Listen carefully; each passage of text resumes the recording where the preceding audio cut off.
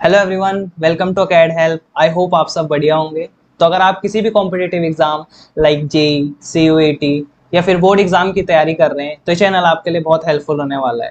तो इस चैनल में मैंने एक प्लेलिस्ट फॉर्म की है जिसमें मैंने सेट, रिलेशन एंड फंक्शन को बेसिक से एडवांस तक समझाया है और आपके साथ कई प्रॉब्लम को भी डिस्कस किया है। तो अगर आप इस चैनल पे नए हैं तो चैनल को सब्सक्राइब कर लें ताकि हमारी कोई भी आने वाली वीडियो आपसे मिस ना हो।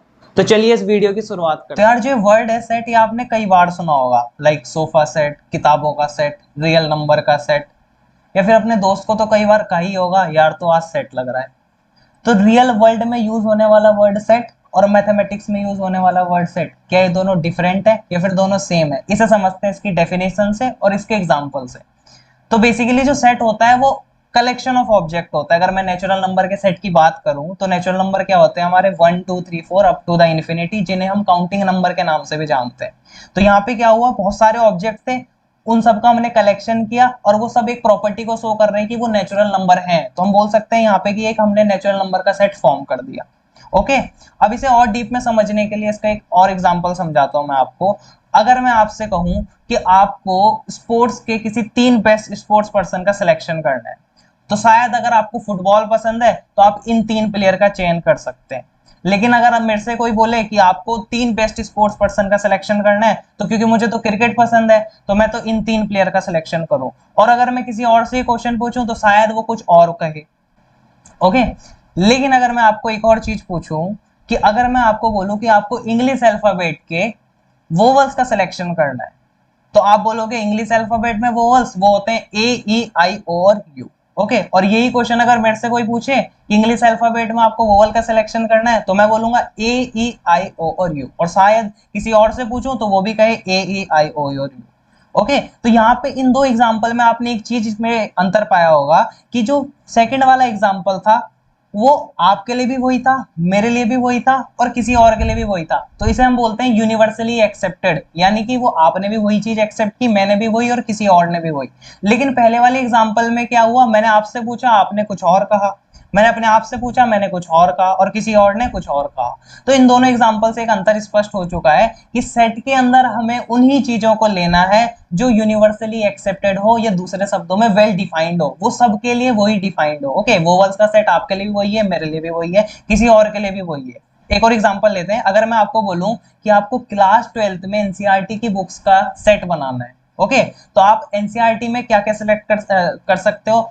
फिजिक्स की किताब, मैथ की किताब, इंग्लिश की किताब, हिंदी की किताब और भी किताब। तो इन सब का भी आप एक सेट फॉर्म कर सकते हो। ओके, लेकिन अगर मैं आपसे बोलूं कि आपको कोई 2 बेस्ट ऑथर का सेट बनाना है, तो आपको शायद कोई और ऑथर पसंद हो सकते हैं, मेरे को कोई और ऑथर पसंद हो सकता है और किसी और को कोई और ऑथर पसंद हो सकता है, जो कि यूनिवर्सली एक्सेप्टेड नहीं होगा या फिर वेल डिफाइंड नहीं होगा, क्योंकि वो आपके लिए अलग है, मेरे लिए अलग है और किसी और के लिए अलग है। तो आपको आई होप आप समझ आ रहा होगा कि सेट में हमेशा उन्हीं को इंक्लूड करना है। पहले तो सेट में कलेक्शन ऑफ ऑब्जेक्ट होना चाहिए, बहुत सारी ऑब्जेक्ट हो, एक भी हो और एक भी नहीं हो, उसे हम आप आगे समझेंगे। लेकिन सेट में हमें बहुत सारी ऑब्जेक्ट का कलेक्शन चाहिए पहले तो, और वो सब कैसी होनी चाहिए, वेल डिफाइंड या फिर यूनिवर्सली एक्सेप्टेड, जो आपके लिए वही हो, मेरे लिए भी वही हो और किसी और के लिए भी वही हो। तो आई होप इसके अब आप क्वेश्चन कर पाएंगे, क्योंकि एग्जाम्स में क्वेश्चन बनते हैं कि आपको बताना होता है कि एक सेट दे देंगे, find whether it is a set और नॉट अ सेट। तो आई होप अब इस तरीके के क्वेश्चन को आप कर सकेंगे। आपको क्या देखना है, सिर्फ अगर वो चीज आपके लिए भी वैलिड है, मेरे लिए भी वैलिड है और किसी और के लिए भी वैलिड है,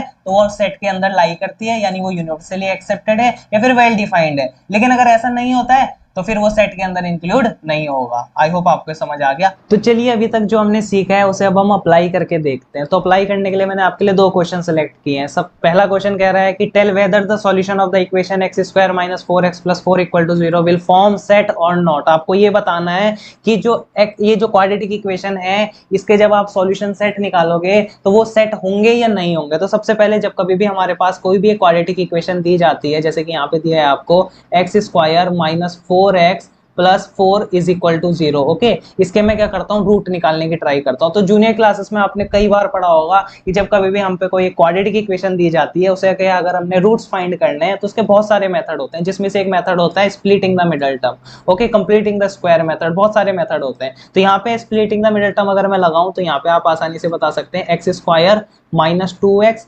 -2x + 4 इज इक्वल टू 0। अगर मैं इन दोनों टर्म में बताऊं आपको तो यहाँ पे कॉमन आ रहा है x। Okay, if I will take x as a common I can easily write like x - 2 inside the bracket. If I will take -2 as a common then I can write like x - 2 is equal to 0। Okay, अब आपको देख के ही पता लग रहा होगा कि यहाँ पे दोनों टर्म्स में x - 2 कॉमन आ गया, तो इसे मैं क्या लिख सकता हूँ, x - 2 multiply with x - 2 is equal to 0। Okay, तो अगर दो चीजों का प्रोडक्ट 0 आता है तो both either of them can be 0, इनमें से कोई सी भी एक 0 हो सकती है। तो जब मैं इसे 0 के बराबर रखूंगा तो यहाँ से आएगा x इज इक्वल टू 2, और जब मैं इसे 0 के बराबर रखूंगा यहाँ से भी आएगा x इक्वल टू 2। तो यहाँ पे आपको देखने को मिल रहा होगा कि जब मैंने क्वाड्रेटिक इक्वेशन सॉल्व की, इसमें मेरे जो सॉल्यूशन आए वो 2,2 आए, यानी इक्वल रूट्स इस इक्वेशन के मेरे को मिल रहे हैं।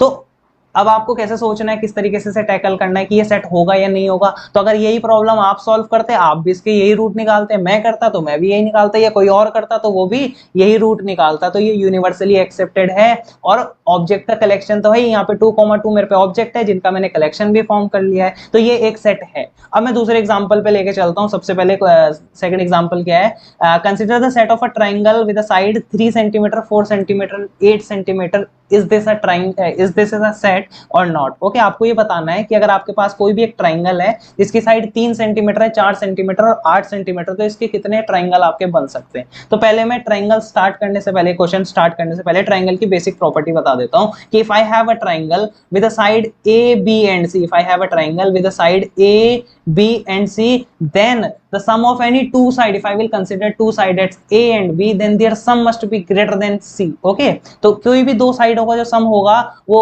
तीसरी साइड से बड़ा होना चाहिए। अगर मैं इन दोनों साइडों को A और B कंसीडर करूं तो यहाँ पे आपको देखने को मिल रहा होगा, if I will add 3 with 4 I will simply get 7 which is less than 8 which must have to be greater than 8, जो कि 8 से बड़ा होना चाहिए था, लेकिन वो 8 से छोटा है, यानी मेरे को सिर्फ 7 ही मिला।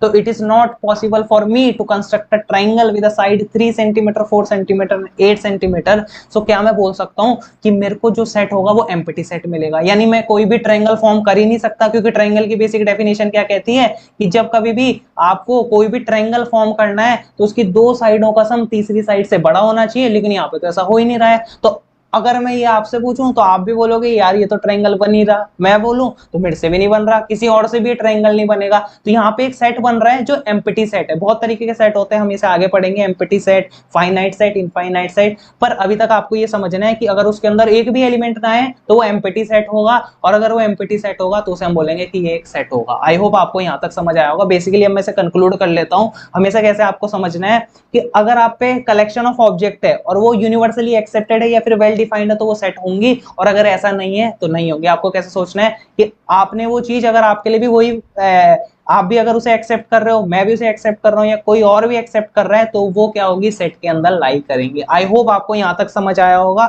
और अगर आप वीडियो के एंड तक बने हो तो आपको बहुत अच्छे से चीजें समझ आई होगी और आपको मजा जरूर आया होगा। तो अगर आप चैनल पे नए हैं तो प्लीज इसी समय आप चैनल को सब्सक्राइब करें, ताकि जो भी हमारी नई वीडियोस आने वाली है वो आप मिस ना करें। Thank you.